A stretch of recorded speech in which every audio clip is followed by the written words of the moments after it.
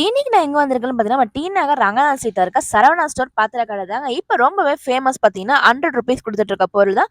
அதுலயுமே பாருங்க இந்த ஏபிசிடி போர்ட் அண்ட் பார்த்தீங்கன்னா, ரைட்டிங் போர்ட் 2மே சேர்த்து உங்களுக்கு ஜஸ்ட் ₹100 குடுத்துட்டு இருக்காங்க. ஸோ இது மாரியான காம்போ ஆன டிஃபன் பாக்ஸ், டப்பர்வேர் ஐட்டம்ஸ் எல்லாமே பார்த்தீங்கன்னா, ஜஸ்ட் ₹100.